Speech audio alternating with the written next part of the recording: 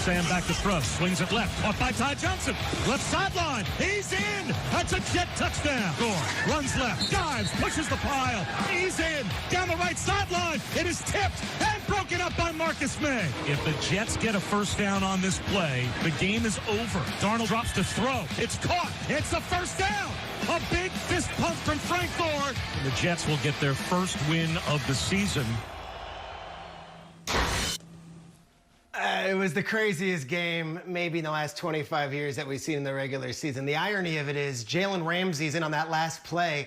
And in a way, Jalen Ramsey is going to help the Jaguars get the first overall pick in the 2021 draft. But let's go back to that game and wonder, is that so rare? Is it so rare that a team with nothing to play for except pride wins out at the end of the season and alters their draft status and maybe the future of the NFL? It was time to go back in time and explore. The Jets, they might not be alone. Watch this. When Marcus May broke up Jared Goff's fourth down pass to Gerald Everett in Sunday's shocking Jets win over the Rams, it potentially altered the landscape of the entire NFL for the next decade. That's no exaggeration either. A franchise quarterback, the guy, the one that everyone covets, can change everything.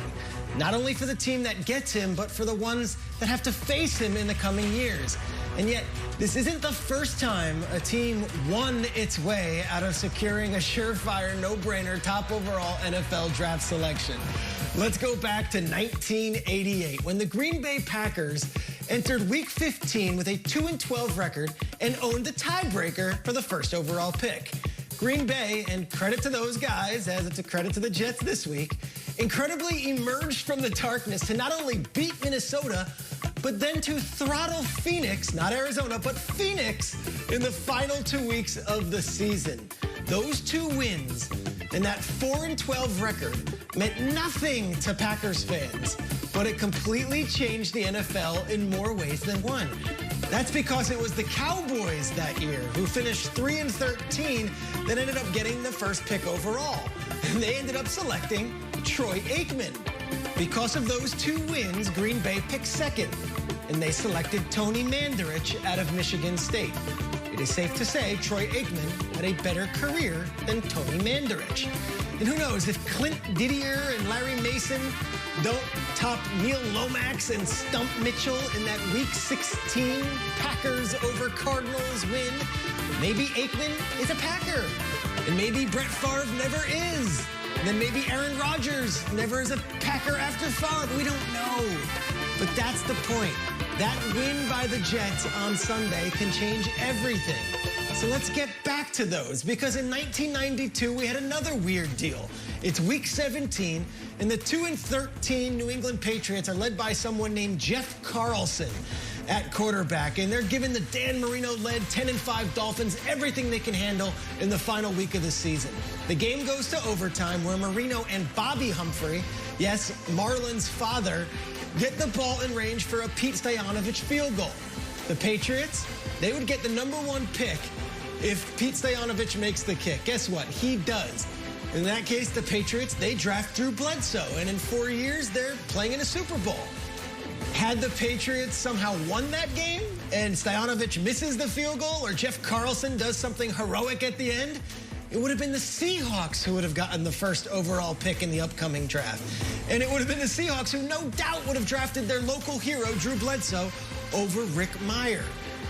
But it all does come back to the Jets. And in 2007, which was, of course, a lost season for Gang Green, we fast forward to Week 17 in the Meadowlands. And the Jets are 3-12, and they are in current position to draft atop the next NFL draft. But instead of losing, they actually win.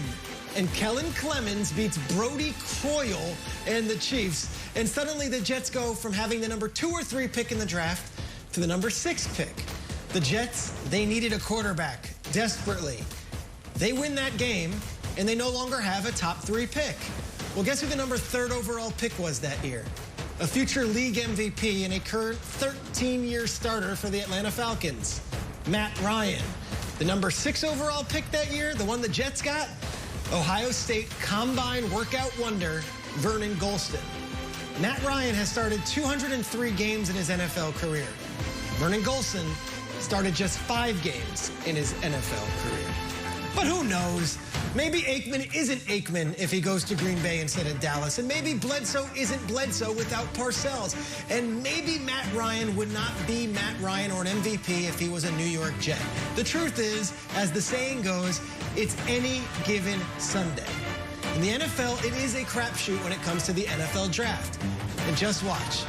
Knowing the way this season is going, the Jaguars are going to end up beating the Bears and Colts in their final 2 games of the season. And the Jets might get that first pick overall anyway. Yeah. It's happened before. There has been some crazy, worthless wins that have affected the team's draft stock in the following year. And I don't even want to talk about the Jets, because that one that I mentioned right there at the end, they're the ones I want to hit. And Kyle, I'm going to go to you first here. You grew up a Bears fan. You've been watching Mitch Trubisky for a lot of years. Before we just pencil in the first overall pick to Jacksonville, is there a shot that the Bears find themselves on the losing end to the Jaguars this weekend? Of course there's a shot. And first and foremost, Peter, I grew up a Pete Stoyanovich fan. I wish I had grown up a Clint Didier fan. That was an incredible piece. And you know what? This is how these things work. You see the Jets win a game, and there's a faction of the community that says, "Oh, come on, you don't want to lose them all, and there's glory in winning, and things will work out the way that they're supposed to." No, they don't. Like, the system is set up to lose all the games you get the #1 pick. It's not good. And yet, I look at Jacksonville against Chicago. We've learned over the years, over the decades, it's really, really hard to lose 14, 15, 16 games in a row. It doesn't happen. It just doesn't happen, with very few exceptions. The Jaguars have not won since week 1. Week 1. So we're sitting here, it's been about 15 weeks since they've won a game. Yeah, I think they have. We don't even know who the quarterback's going to be. They're saying right now it might be Gardner, it might be Glennon. It's their last home game of the year. Doug Marrone is the kind of guy you play for, and they're going to chuck it. And they've had a couple of these losses have been by 2 points, 3 points. I don't think the Bears are a juggernaut. Listen to me. There's a couple of weeks left. This thing could shake out crazy. Like, the Jags could win. The Jets could win another game to have the serve go back and forth. Absolutely. Yeah. I don't think the Bears are unbeatable, far from it. And I think Jacksonville will have a shot in this game, as I think the Jets will have against the Browns this week. So it is on, it is live. I would be watching Bears-Jags, because this could get nuts. Yeah, why did the Jets win last week? Because teams might tank, but players don't. It's the same thing with the Jags. Let me take you to the locker room. There's a bunch of guys, a large percentage of guys, that know they're going to be on a certain team next season, right? And in the back of their mind, they understand the whole tanking concept. And I'm not saying they're going out there and they're just laying down and letting the team run over them, but they have a very clear understanding of what it means to get a certain pick in the draft. But then there's a small percentage of that locker room of guys that have no idea if they're going to be on that team. You look at the Jets, for example. You think Sam Darnold, with all the whispers about who they want to bring in to take his spot, he's sitting back saying, "Oh, yeah, let me just go out there and lay an egg"? No. Every game is a resume for me. That's why the Jets went out there and swung as hard as they can and knocked the hell out of the Rams. And the same thing could happen with the Jags. There's some players on that roster that are looking back and saying, "I could care less about the draft.